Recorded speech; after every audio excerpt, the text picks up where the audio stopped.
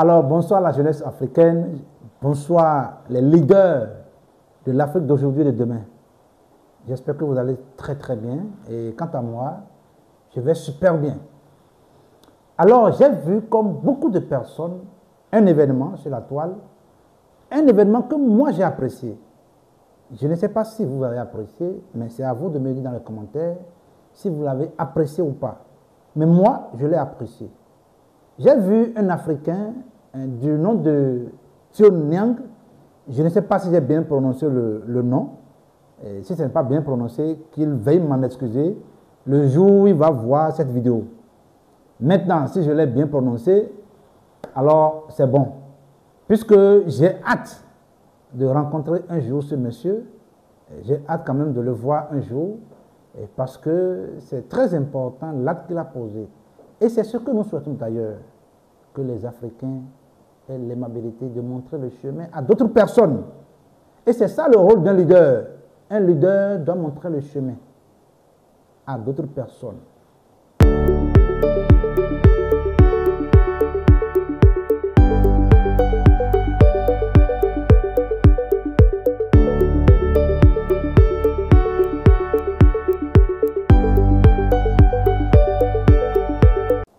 Ce monsieur, je ne sais pas ses relations avec les autorités américaines,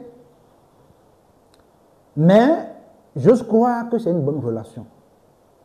Parce que si un Africain, aussi noir qu'il soit, ce monsieur, ce n'est pas un métis.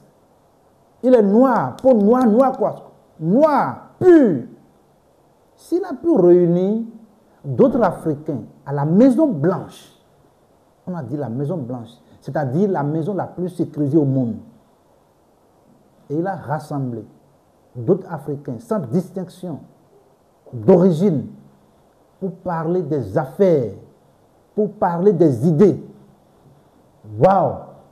Ça, c'est une très bonne idée. Ça, c'est un acte salutaire.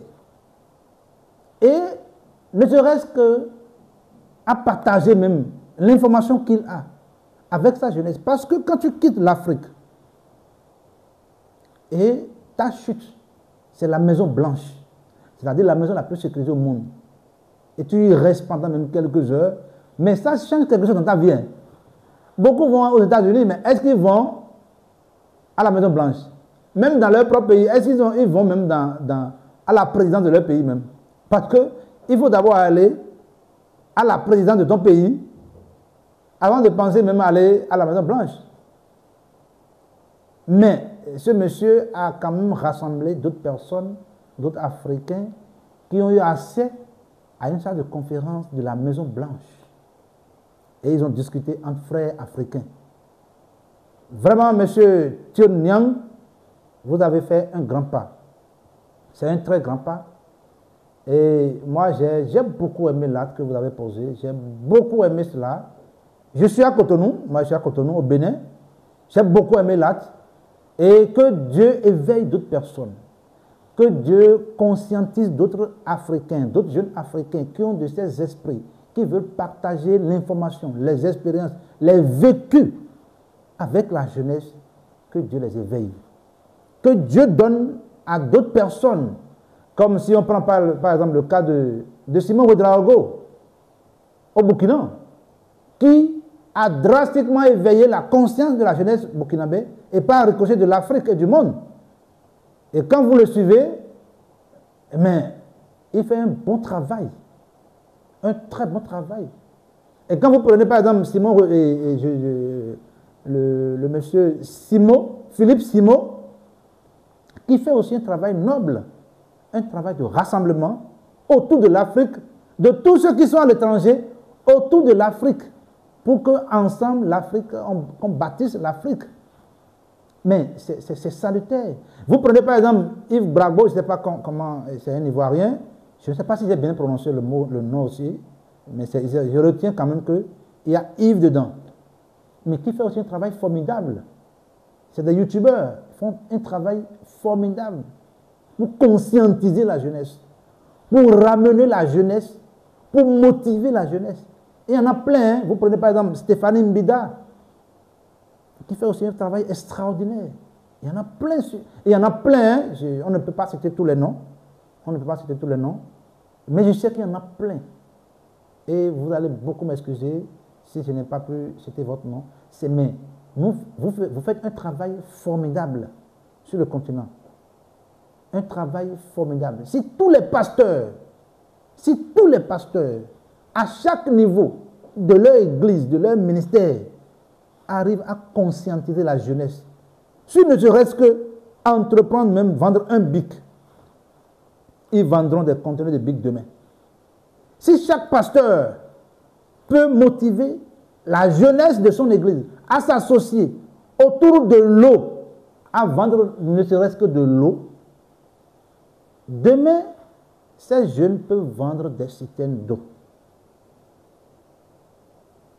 Malheureusement, eux, vous m'excusez, hein, ils font la promotion de la pauvreté. Certaines personnes parmi eux font la promotion de la pauvreté sur le continent. C'est-à-dire rester pauvre pour aller au ciel. On ne peut pas continuer dans ça. Donc, ces jeunes Africains, ces leaders africains qui ont cette conscience éveillée pour réveiller d'autres jeunesses, je vous en remercie. C'est un travail noble. C'est un travail noble. Et l'Afrique retiendra vos noms. Si c'est bon, on retiendra. Ça, c'est clair. Parce que la jeunesse vous suit. Tout le monde vous suit. Et j'ai suivi le commentaire de ce monsieur. J'ai suivi son interview avec Stéphanie Mbida. Et je vous dis de suivre un peu cette interview. Ce qu'il a dit, et qui quand même, c'est motivant. C'est motivant. Et ça donne, ça galvanise. Ça prouve vraiment la fraternité que l'Africain a. Suivez. Parce que je ne peux pas dire qu'on a la Maison Blanche si ce n'est pas grâce à lui. Merci pour cette opportunité-là. Avec plaisir. Est-ce que tu peux nous en dire plus sur le projet qui nous amène ici, Give One Project? Give One Project, c'est un projet que j'avais lancé en 2009, quand le président Obama nous avait amenés ici, à la Maison Blanche, pour nous parler de tout le staff de la campagne. Maintenant, qu'est-ce qu'on peut faire après ces 2 ans de campagne en 2007-2008, avec cette énergie? On peut venir l'aider à Washington ou bien dans nos États, pour moi c'était Ohio, ou bien même aller au niveau international pour créer des change from the bottom up.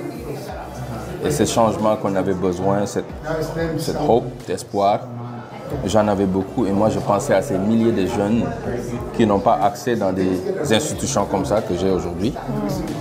Et comment je peux créer ces ponts, comment je peux être ce que j'avais pas, un mentor pour beaucoup de ces jeunes qu'on peut planter some seeds d'espoir et d'opportunité. Et j'ai créé Give One Project. So, l'idée c'était d'inspirer cette jeunesse qui demain vont nous aider à créer le changement qu'on a besoin dans leur communauté. Parce que ces jeunes ont été sélectionnés dans beaucoup de pays, dans beaucoup de parts pays dans le monde, l'Italie, la France, le Sénégal, la Guinée, le Mali, le Burkina Faso, Ivory Coast, partout. Même les îles aussi. Hein. Partout. Et je les amène ici pour, c'est pas seulement pour rentrer dans la Maison Blanche, mais c'est pour leur montrer que c'est possible. Oui. You know? Et pour leur donner de l'inspiration. Comme quand ils rentrent dans le pays, ils continuent encore à travailler beaucoup plus sur leur projet. Aujourd'hui, on a formé beaucoup plus de 25 000 jeunes. On a eu des anciens premiers ministres qui sont passés par le projet. Du Tchad, comme le premier ministre Succès Masra a fait ce projet. On a le ministre de la Jeunesse de la Côte d'Ivoire aujourd'hui, Mamadou Touré, qui a fait ce projet aussi. Oh, il l'a fait, bien. Et oui, on a aussi beaucoup d'autres ministres. Mehdi Ben Saïd, le jeune puissant ministre du Maroc, de la jeunesse et de la culture. On a des chefs d'entreprise de partout, à Paris, les Moussa Camara, qui sont en train de changer le monde. Et tous ces jeunes ont passé par là. Et nous, tout ce qu'on a pu faire, c'est leur donner de la force, de la motivation, de l'inspiration, to make them know that everything is possible. There is nothing you cannot do. And these walls, is human beings like you, they can be here, you can do more. Donc vous voyez cette partie, vous voyez comment il a réagi, vous voyez son raisonnement, et ça prouve qu'il a fait avec une joie. Hein? Il a rassemblé ses frères autour de lui pour partager l'idée avec une joie. Et il est prêt à le faire davantage. Monsieur Thion Niang, Moi, j'ai hâte quand même de vous saluer, de vous dire un bonjour, de se saluer, de faire une photo avec vous un jour. Et je sais qu'on le fera. Je sais qu'un jour, je vous verrai face à face. Je sais, je suis sûr, et très sûr d'ailleurs, qu'un jour, je vais vous serrer la main. Un jour, vous allez aussi m'inviter à la Maison Blanche. Parmi les opérateurs, parmi les hommes d'affaires de l'Afrique, vous allez m'inviter aussi un jour. Je suis sûr, conscient de ça, qu'un jour, je ferai partie de vos invités autour de la table de discussion de l'Afrique.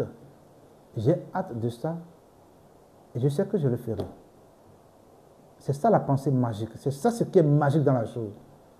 Merci beaucoup, la jeunesse. Merci pour le partage. Merci pour, pour les abonnements que vous faites. Je vous remercie beaucoup. C'est l'Afrique qui gagne.